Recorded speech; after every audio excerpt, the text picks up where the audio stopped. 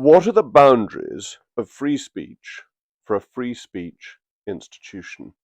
This is the question that the Oxford Union Society is dealing with at the moment, is working through in a painfully public process.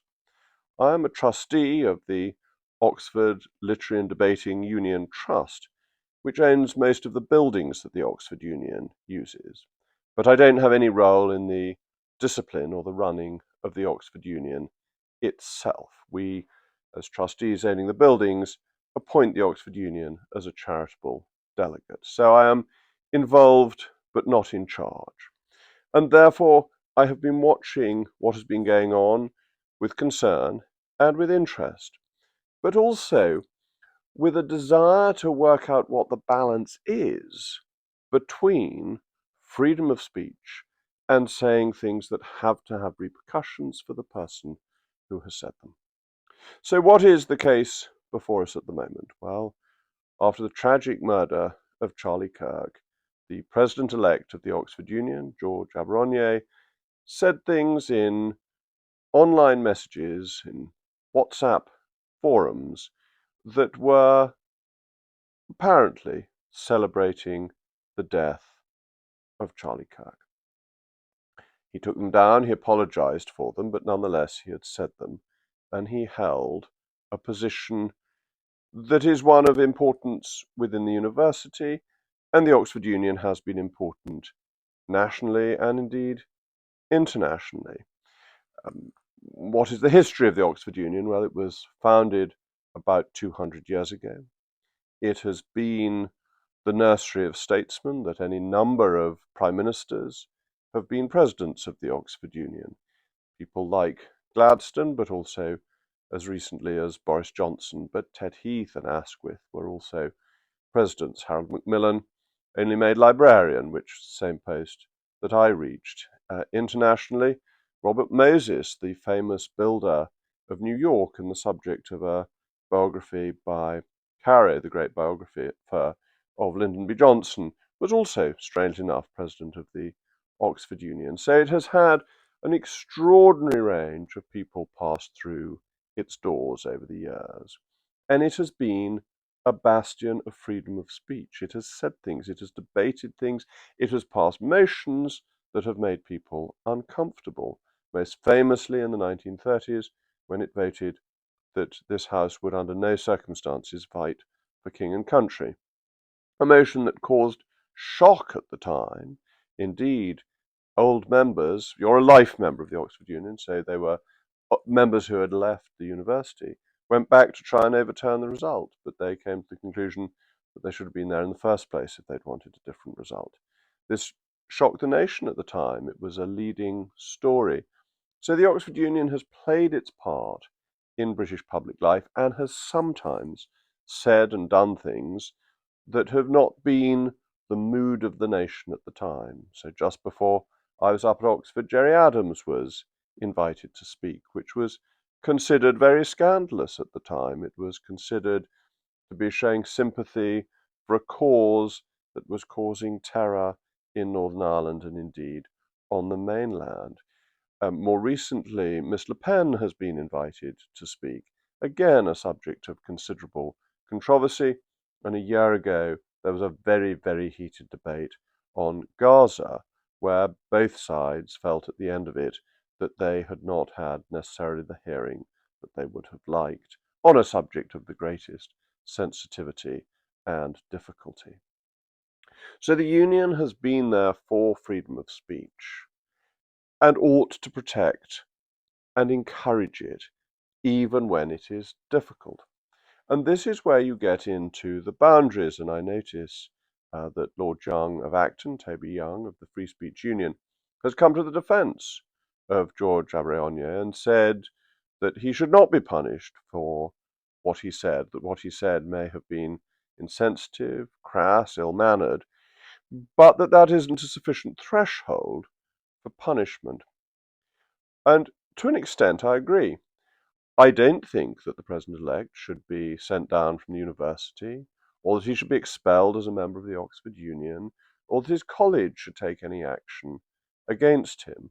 He has said something in my view, revolting, wicked thing to say. It is always wrong to celebrate the death of an innocent person. It's pretty distasteful to celebrate the death of anybody, but to celebrate the death of a martyr for free speech seems to me to be a pretty low thing to have done when you yourself are the president-elect of a union committed to free speech. So I accept Toby's argument that far, that there should be no formal punishment. But I do think that the members of the Oxford Union Society, of which I am one, were right to vote that he should not be president next term of that organisation. Where is the difference? Well, freedom brings with it responsibility. As an individual citizen, going about your lawful business, you are free to say anything, or you should be, that does not incite violence. You should be free to make your views clear. You should be free to fly whatever flags you wish to fly. You should be free to go on a march and to make your views known. But that, if you belong to an organisation, you bear some degree of collective responsibility with that organisation.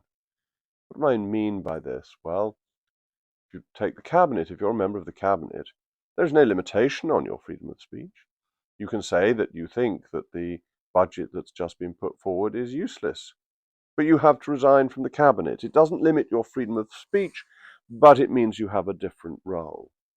What about somebody in a company? If you're a director of a company and you think, say, you're a director of Playdiss that's taking the chocolate out of its biscuits, and you say that the biscuits are now disgusting, well, you can't be a director of the company.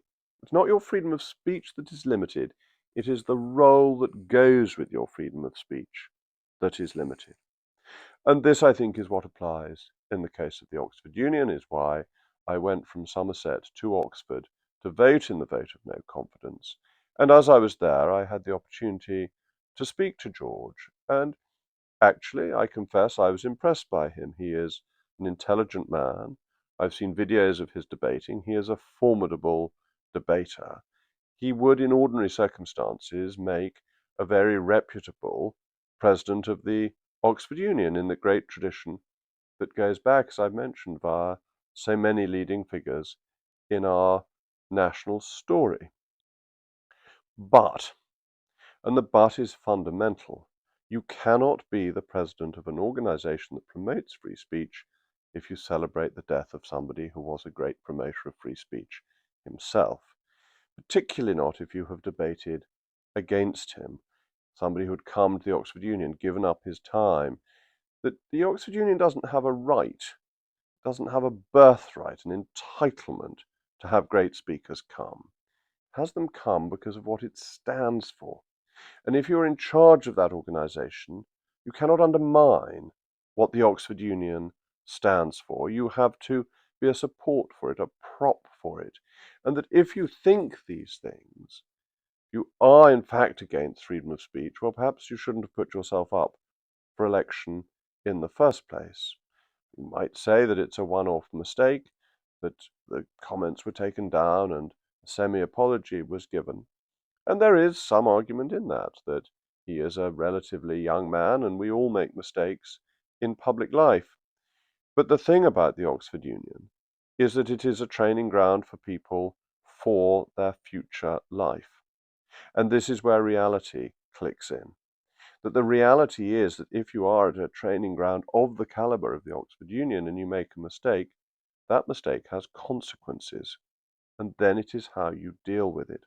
And this was why my advice to George was that he should take charge of his own position. He should have offered his resignation willingly, because that would have been the true apology for what he said.